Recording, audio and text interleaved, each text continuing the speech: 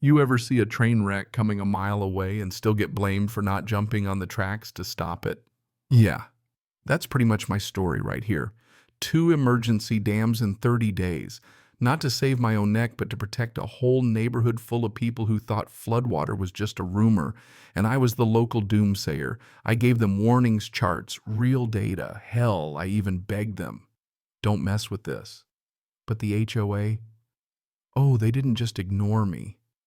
They sent a bulldozer. No, really. Less than 48 hours before the big storm, they tore down one of those dams, and what happened next? Well, it's a story worth telling. The week leading up to it, the air had that feel heavy, not right like something was pressing down on the whole valley. I'd been in the Army Corps long enough to know when the sky's just angry versus when it's plotting murder. West Alder Ridge looked peaceful on a map, those manicured lawns, the cookie-cutter trails, the old creek bed folks used for jogging more than anything else. But nature doesn't care about the HOA newsletter. It wakes up when it wants. Weather reports started out all polite light rain on Monday, steady by Thursday, then boom, 10 inches in 48 hours. That's an atmospheric river, and those words should scare anybody. At the monthly HOA board meeting, where I practically had to sneak in, I tried to lay it out. Showed them where the water would hit, pointed out the old drainage maps. Karen, the queen bee, at the end of the table, smiled that smile people wear when they think you're off your meds. The city's got it, Mr. Danner. Don't bother worrying your head. I wanted to say, lady, I've mapped more flood zones than you've got pairs of shoes, but I bit my tongue. Credentials don't mean squat if people already decided you're just the grumpy retiree. So I walked out of that meeting with their laughter in my ears and a stubborn fire in my gut. You want to ignore a storm, fine, but you're not taking my house or my neighbors' houses with you. My backyard slopes toward that old creek bed. Most years you could walk it in flip-flops, but when enough water comes roaring down, it turns into a funnel straight for the lower cul-de-sac, Karen's castle included.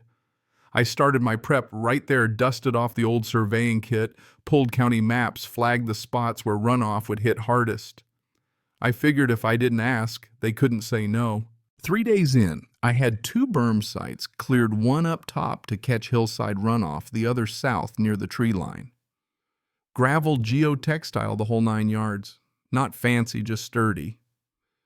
The idea was to buy us time, not build the Hoover Dam. Kept it quiet at first, but you can't do anything in HOA land without the grapevine firing up.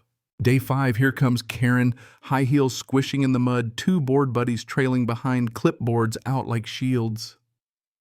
Mr. Danner, what exactly do you think you're doing? She yells, and I told her honestly, just trying to keep your house from flooding. Not what she wanted to hear. She launches into HOA code violations, demands an environmental report, says she'll fine me daily if I don't knock it off. What she didn't know is I'd already looped in a friend over at the Department of Emergency Management. He gave me the quiet green light.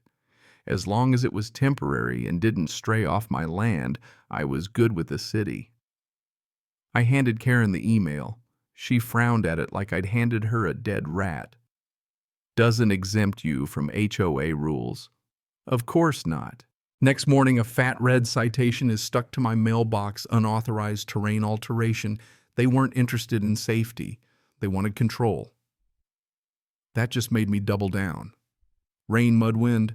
I reinforced both berms, logged everything, even set up a motion camera because, you can't be too careful with people who love rules more than reason. Building something by hand makes it part of you, but every ache in my back was matched by a deeper stubbornness. I stopped explaining myself. My phone went on Do Not Disturb. Old FEMA hard hat survey flags all business. By day 8, my neighbor Hal wandered over. Retired fireman, solid guy. You expecting Noah's Ark, he joked, thermos in hand. I'm expecting the HOA to keep their heads in the sand till we're all swimming, I told him. He just nodded, said he'd seen the creek back up plenty in his years. Not everyone thought I was crazy. Amanda, a young mom from the other cul-de-sac, brought me a sandwich. Said thanks, just in case. For a few days, it almost felt like folks were coming together. But the second dam that was trickier, it ran right along the easement where the HOA's walking trail started. I made sure every inch was on my side, triple-checked the GPS printed out plat maps. Still, I knew if Karen caught wind, she'd try to make it a federal case. But it was temporary, 2, maybe 3 weeks, just enough to slow the water so the culverts could catch up. I documented everything, drone shots, time-stamped photos, narrated walkthroughs. I even sent copies to my lawyer and to myself. Tension was thick. On day 10, someone's small feet, I'm guessing Karen's, kicked over part of the southern berm. Petty stuff. I rebuilt it better, stronger, and hid cameras in the tree line. Let them try again. Day 15, rain finally started for real. Not torrential yet, but a steady drumming. Water channeled off like I'd planned. Then another citation showed up, this one threatening removal by HOA enforcement committee. I dug out my deed, checked the easements, nope, still on my land. The city was fine with it, but the HOA didn't care about city code. They wanted me to fall in line. Day 19, engines woke me up. Looked outside, 2 landscaper trucks, a bulldozer, and Karen Arms crossed right in the middle of my yard. "You're in violation," she barked. "We're removing this structure by board decision. I warned them, step over that line I call trespassing." She smirked, waved a piece of paper. "Emergency authority, sure." I walked back inside, lawyer on speaker, cameras rolling. The bulldozer tore into the southern dam, the only thing standing between the flood and Karen's precious cul-de-sac. They gutted it, loaded the fill into a dump truck. Karen watched, smug as ever, under her black umbrella, the other board members looking anywhere but at me. I filmed the whole thing. James Danner documenting illegal HOA incursion, the whole deal, timestamp and all. Karen tried to wave it off. "We've notified legal counsel," she snapped. "I've notified mine," I shot back. "I called the city flood office too." "This isn't about water," she scoffed. "It's about your ego." She didn't know the half of it. The next morning, the wind howled like a banshee. Creek sensors tripped red. I was up all night checking sandbags, the backup generator, watching water levels creep up on my laptop. Around 2:40 a.m., Hal pounded on my door. "It's breaching." We slogged out into knee-deep water. The old creek bed had turned into a river, tearing through the lower path. Karen's landscape wall she used to brag about it crumbled right in front of us. By sunrise, fences were down, garages flooded, a Mercedes half submerged in a gully. The HOA mass email, "Unforeseen weather, safety first." I laughed so hard I almost choked on my coffee. I'd sent them maps warnings, everything short of skywriting, and now it was unforeseen. Mid-morning, another violation notice. Now they wanted the upper dam gone too. That was the only thing still holding. If they tore it down, the next storm would wipe out foundations, not just lawns. So I sent their notice to my attorney, my city contact, and an old FEMA buddy. Then I went up and filmed the dam elevation flow data. The works hand-delivered it to City Hall. Request emergency review. Karen showed up that afternoon with the HOA's lawyer in some silent suit. I let them talk, my body cam running. "We're offering you one last opportunity," the lawyer droned. But I cut him off. I'd already sent evidence to the city, FEMA, and the state task force. This dam falls under emergency mitigation, not HOA landscaping. Karen blanched. The silent suit finally piped up. "These measurements match the Federal Hydrology Index. We may not want this escalated." They left Karen hissing under her breath. And then the big one hit. The sky just ripped open, rain came down in walls, wind howling. The upper dam groaned under the weight, water pressing like a fist on a locked door. My calculations held, but the pressure was unreal. The drone showed the creek breaching driveways, flooded a landslide crawling toward the lower trail. I called Rebecca at the city emergency office, sent her footage. She said she'd dispatch a crew. At 3:47 p.m., the city sent out a flood warning. Residents advised to seek high ground. Not everybody got out in time. I ended up wading through waist-deep water to rescue a golden retriever tangled in a mailbox. By 6, emergency vehicles lit up the gloom. Rebecca arrived. "You were right. She told me that dam bought us time. Now you lead the defense." I just nodded. No time for pride. Nightfall. The storm wasn't weather anymore. It was a living thing, a siege. I stood knee-deep in the main intersection coordinating crews. My dam, the last one, was still holding. HOA streets, once proud and perfect, were rivers. I watched a street sign float by base still wrapped in decorative ivy. That's when it hit me we weren't just being flooded. The neighborhood was being rewritten. The water didn't care about property lines. Even Karen's house wasn't spared. I ended up hauling her out myself. She was sitting on her stairs, clutching soaked papers, mascara running. For once, she had nothing to say. We made it to the emergency staging area. The city wanted to file for a federal disaster declaration. They showed me drone footage, Karen hand up pointing as the bulldozer tore into the berm. "If you want to press charges," Rebecca said. But I just shook my head. Let her sit with it first. Let the water speak. Days passed.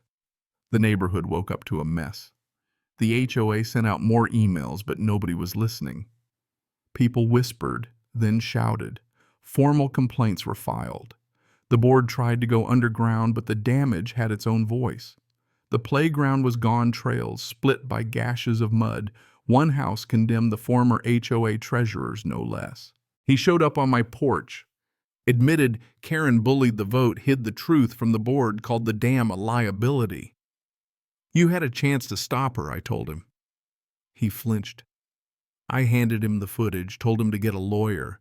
That weekend, the neighborhood called its own emergency town hall, standing room only.